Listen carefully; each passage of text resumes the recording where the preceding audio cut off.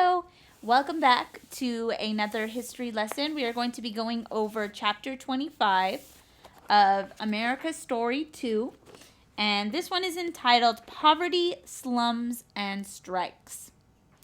America was growing and becoming more modern, but with that growth came challenges. In cities, the increase in residents caused housing to be in short supply. The tenements that people lived in became breeding grounds for disease and crime. Something needed to change. Overcrowding in tenement apartments.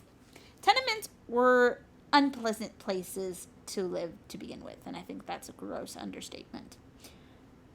But the overcrowding in them made them even worse. Because there were too many people to live safely in these buildings, people were much more likely to get sick from the conditions. With new inventions and progress came other unforeseen issues. Better farming implements, seeds, and fertilizers helped farmers have healthier crops. American farming was booming.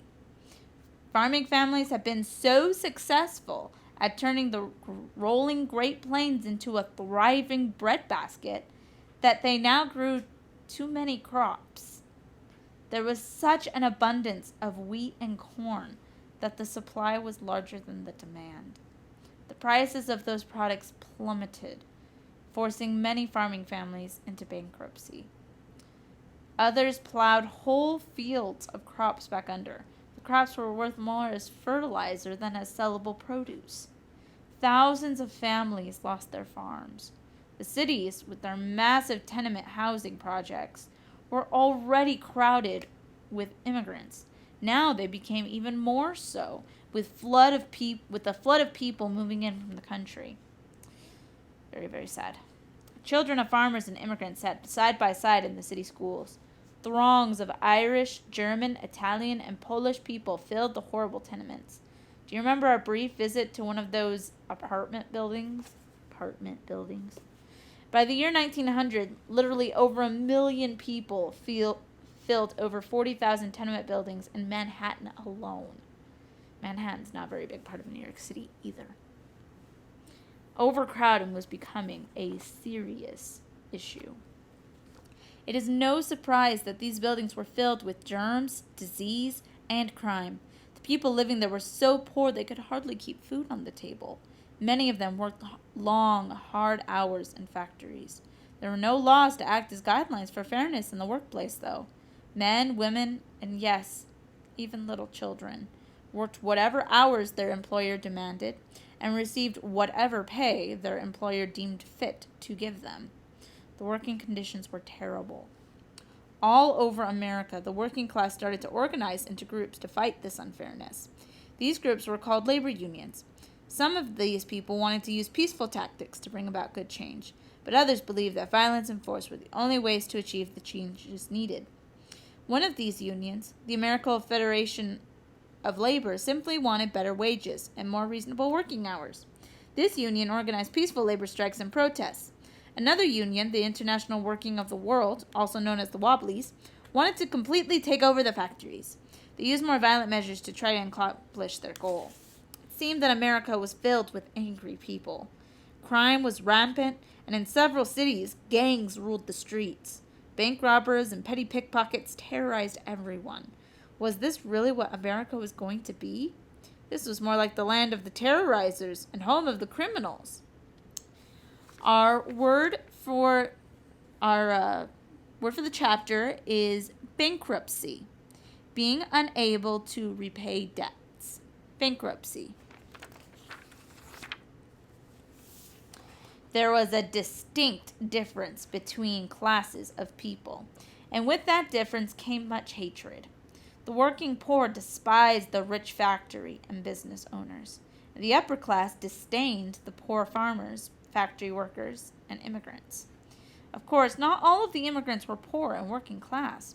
Some were seeking opportunities for wealth, land, and even adventure. Some of them came to America with enough money to live comfortably and perhaps even start a business. And not all native-born Americans were rich and influential. But many of the wealthy were people whose families had been in America for a long time.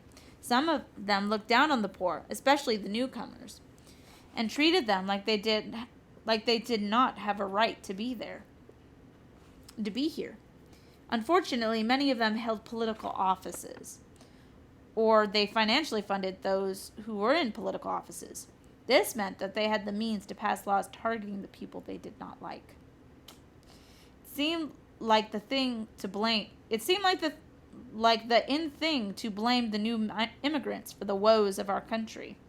They blamed the lower class for the rise in crime, and soon it became a goal of many of the old Americans to keep out the less desirable newcomers, which was not right. They should have done what they could to try and help these people also achieve the American dream. One such group, the Immigration Restriction League, tried to keep people they considered from less desirable countries from immigrating to America. They did this by trying to pass the literacy test law. They knew that many immigrants from these countries had never been in school. Therefore, most did not know how to read and write. This made many people angry. America has always been the country of hope. It was unfair to keep all the illiterate people out. Many people stepped forward to stop this literacy test from being passed into law.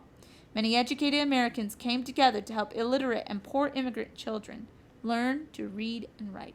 Good for them. The Bible tells us that God does not approve of injustice. The Bible also tells us that as Christians, we should help the poor and misfortunate and people who are being treated unfairly. In our next chapters, we're going to learn about just a few people who made a big difference for a lot of Americans by standing up for what is right. Immigrants often tended to live in the same neighborhoods. It was more familiar to be around family and friends and others from the same area in a new place. These types of neighborhoods are called ethnic enclaves. In the 1890s, when this map was published, Manhattan had large numbers of Germans, Irish, Russians, Poles, and Hungarians living in their own ethnic enclaves. Even today in New York City and other major cities, there are still ethnic enclaves. In the 2010s, Manhattan had ethnic enclaves of Chinese, Jamaicans, Dominicans, and Puerto Ricans living in the neighborhoods that were populated decades ago by immigrants from other countries.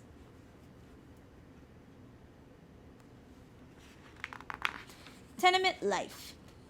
Tenement residents only made a couple of dollars a week, so everyone in the family would often work to provide extra income. Some did manufacturing work from home in addition to working in a factory. Children often would work with their families on the manufacturing, homework, after school, or instead of going to school. In licensed tenements, people did all sorts of homework for factories, including picking nuts, stringing tags, sewing, doing lace work, putting bristles in toothbrushes, and making artificial leaves, flowers, and feathers. Tenements did not just exist in New York City. They were also a problem in other major cities. This picture is of a tenement in Massachusetts. Crime and street gangs were a big problem in tenement neighborhoods. Some parents felt like having the children at work at home kept them out of trouble. The people who worked from home still had to go to the factory to pick up and to return their work. Tenement apartments were very small and cramped. Many times, several people would all be living in one apartment. In the tenements, there was no place to dry laundry, so people hung it outside. How is the ebb and flow of the human story happening right now? What are good things that are happening? What are not so stood but still under God's control things that are happening? Ask your parents about events in the world today or what news they follow. What big questions or issues face America? Discuss why these events or issues are important to you and to your family. And I hope you have enjoyed today's history lesson and continue working on your notebooks to get that all done and ready for the end of the year.